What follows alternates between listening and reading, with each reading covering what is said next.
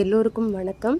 இன்றைக்கு வியாழக்கிழமை, அதுவும் மட்டும் இல்லாமல் தசமி திதி பாபாவுக்கு மிகவும் உகந்த நாள். ஏன்னா அவருடைய மகா சமாதி தினத்தையே அவர் விஜயதசமி அன்னைக்கு தான் தேர்வு செஞ்சார். தசமி திதி கண்டிப்பாக சாய்பாபாவுக்கு உகந்தது. இந்த நாளில் நாம் சப்த பாராயணம் ஸ்டார்ட் பண்ணோன்னா அது ரொம்பவே விசேஷமானதுங்க. சப்த பாராயணம் அப்படிங்கிறது சாய் சச்சரிதத்தை 7 நாள் தொடர்ந்து பாராயணம் செஞ்சு அந்த கம்ப்ளீட் புக்கையும் முடித்து பாபா கிட்ட நம்ம எதனா ஒரு கோரிக்கையை வச்சோன்னா அது கண்டிப்பாக நிறைவேறும். இந்த சப்த பாராயணம் எப்படியெல்லாம் பண்ணுறது, அதுக்கு என்னென்ன ப்ரொசீஜர்லாம் இருக்குது அப்படிங்கிறத இந்த வீடியோவில் நம்ம பார்க்கலாம். இப்போது இந்த சப்த பாராயணம் அப்படிங்கிறது 7 நாள் தொடர்ந்து நம்ம சாய் சச்சரிதத்தை படிக்கிறது பேர் தான் சப்த பாராயணம். 7 நாட்கள் பண்ணுறது தான் சப்த அப்படின்றது அர்த்தம். இப்போ பார்த்தீங்கன்னா சாய் சச்சரிதத்தில் 52 அத்தியாயங்கள் இருக்குது. இதை நம்ம ஒரே நாள்லேயும் படிக்கலாம். அப்படி இல்லை அப்படின்னா ஒரு நாள் 7 அத்தியாயங்கள் படிக்கலாம். அப்போது 7 நாளில் ஈஸியாக நீங்கள் முடிச்சிட முடியும். அப்படி முடியாது அப்படிங்கிறவங்க காலையில் 3 அத்தியாயங்கள், மாலையில் 4 அத்தியாயங்கள் அப்படியும் நீங்கள் படிக்கலாம். அப்படி படிச்சிங்கன்னா கண்டிப்பாக உங்களால் 7 நாளில் டோட்டலாக சச்சரிதத்தை படித்து முடிச்சிட முடியும்.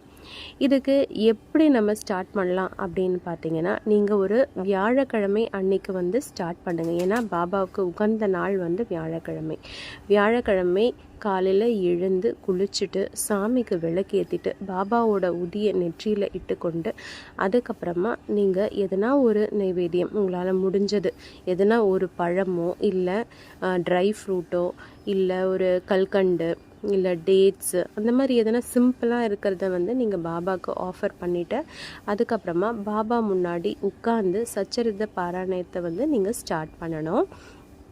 இப்போது உங்களுக்கு தனியாக பூஜை ரூம்லாம் எதுவும் இல்லை, நான் ஹாஸ்டலில் தங்கி படிக்கிறேன் இல்லை வேலை செய்கிறேன் அப்படின்னு இருக்கிறவங்க பூஜை ரூம் இல்லைன்னா கூட பரவாயில்ல. நீங்கள் குளிச்சுட்டு எந்த இடத்துல தூய்மையாக இருக்கோ அந்த இடத்துல நீங்கள் பாபாவை நினச்சி விளக்கேற்றிட்டு இந்த பாராயணத்தை ஸ்டார்ட் பண்ணலாம். எந்த ஹார்ட் அண்ட் ஃபாஸ்ட் ரூல்ஸும் இதுக்கு கிடையவே கிடையாது. நீங்கள் மனதார பாபாவை நினச்சிக்கிட்டு இந்த பாராயணத்தை நீங்கள் பண்ணணும். இது எப்படி நம்ம ஸ்ப்ளிட் அப் பண்ணிக்கலாம் அப்படின்னு பார்த்தீங்கன்னா, ஒவ்வொரு நாளும் 7 சாப்டர் படிக்கணும் அப்படின்னு சொன்னேன் இல்லையா. இப்போது ஃபஸ்ட்டு நாள் 1லேருந்து 8 சாப்டர் வரைக்கும் படிச்சிருங்க. அடுத்த நாள் டே 2 அன்றைக்கி 9லேருந்து 16 சாப்டர் வரைக்கும் படித்து முடிச்சிருங்க. அப்புறம் டே 3 அன்றைக்கி 17வது சாப்டர்லேருந்து 23வது சாப்டர் வரைக்கும் படிச்சிருங்க. டே 4 அன்னைக்கு 24வது சாப்டர்லேருந்து 31வது சாப்டர் வரைக்கும் படித்து முடிச்சிருங்க. அடுத்து டே 5 அன்றைக்கி 32வது சாப்டர்லேருந்து 37வது சாப்டர் வரைக்கும் படிச்சிருங்க.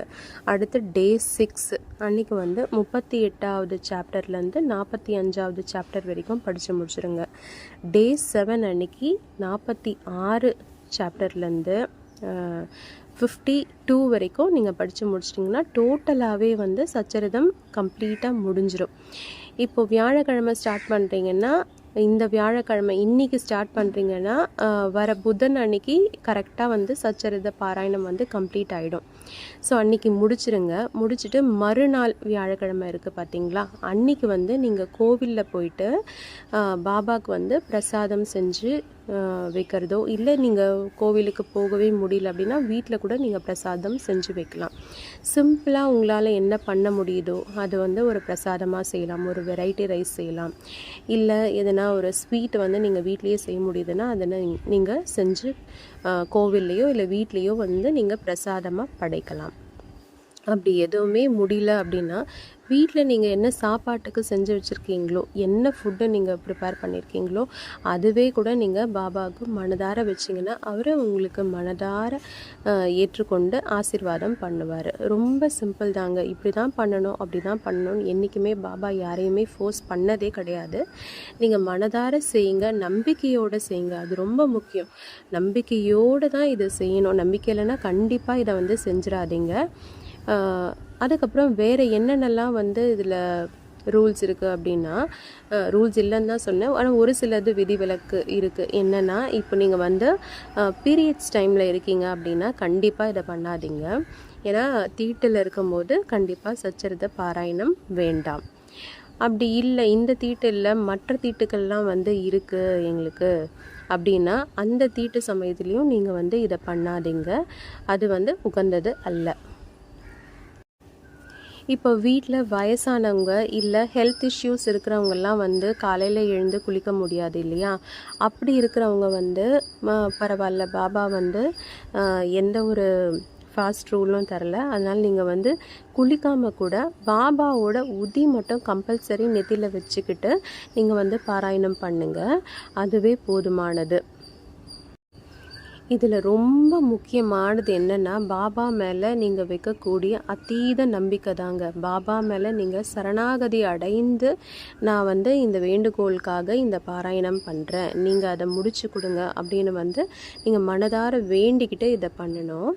எதெல்லாம் நம்ம வேண்டிக்கிட்டு பண்ணலாம், எந்த ஒரு ரீசனுக்காக நம்ம இந்த பாராயணம் பண்ணலாம் அப்படின்னு பார்த்தீங்கன்னா, நல்ல மார்க்ஸ் வாங்கணும். இப்போது எதனா பப்ளிக் எழுதியிருக்கீங்க, இல்லை எதனா ஒரு எக்ஸாம் வந்து ஆனுவல் எக்ஸாம் இப்போ முடிஞ்சிருக்கும், நல்ல மார்க்ஸ் வாங்கணும் அப்படிங்கிறது வேண்டலாம். நல்ல வேலை கிடைக்கணும்னு வேண்டலாம். நல்ல ஹெல்த் எனக்கு வேண்டும் அப்படின்னு வேண்டலாம். இல்லை என்னுடைய உடல்நிலை வந்து ஆரோக்கியமற்றதாக இருக்குது அப்படின்னா, எனக்கு சிறந்த ஆரோக்கியம் வேண்டும் அப்படின்னும் நீங்கள் வேண்டலாம். அப்புறம் நிம்மதியான ஒரு வாழ்க்கை எனக்கு வேணும் அப்படின்னு வேண்டலாம். கல்யாணத்துக்காக வேண்டலாம். இல்லைனா கடவுளுக்கு நன்றி சொல்கிறதுக்கு கூட இந்த வேண்டுதலை நீங்கள் பண்ணலாம், பாராயணம் பண்ணலாம். இந்த மாதிரி எந்த ஒரு குறிக்கோளுக்காகவாச்சும் நீங்கள் வந்து ஸ்டார்ட் பண்ணுறீங்க அப்படின்னா, அந்த குறிக்கோளை மனதார நினைத்துக்கிட்டு பாபாவை சரணாகதி அடைஞ்சிட்டு அதுக்கப்புறமா நீங்கள் இந்த பாராயணம் பண்ணி பாருங்கள். நிச்சயமாக உங்களுக்கு வந்து பலன் இருக்கும். இப்போ உங்களோட வேண்டுதல் வந்து பூர்த்தி ஆகலை, இந்த 7 நாள் முடிச்சும் வந்து பூர்த்தி ஆகலை அப்படின்னா, கடவுளை வந்து திட்டிக்கிட்டே இருக்காதீங்க. கண்டிப்பாக பாபா உங்களுக்கான பெஸ்ட்டு வந்து வேறு எதுனா வச்சுருப்பாரு. அது ஏன் நடக்கலைன்னா அதுக்கு ஒரு ரீசன் கண்டிப்பாக வந்து பாபா வச்சுருப்பாரு. அதனால் கடவுள் மேலே கோச்சிக்காதீங்க. மனதார நீங்கள் பண்ணுங்கள், முழு பலனையும் பாபா உங்களுக்கு கண்டிப்பாக அளிப்பார். என்றைக்குமே பாபா யாரையுமே கைவிடவே மாட்டார். இதை நீங்கள் மனசில் வச்சுக்கிட்டு இந்த நாம சப்தத்தை வீக்லி பாராயண் அதை வந்து நீங்கள் பண்ணுங்கள். கண்டிப்பாக உங்களுக்கான ரிசல்ட்ஸ் வந்து உங்களுக்கு கிடைக்கும். மனதார பாபாவை நினச்சிக்கிட்டு இந்த சப்த பாராயணத்தை பண்ணுங்கள். கண்டிப்பாக உங்களோட வேண்டுதல் பலிக்கும்.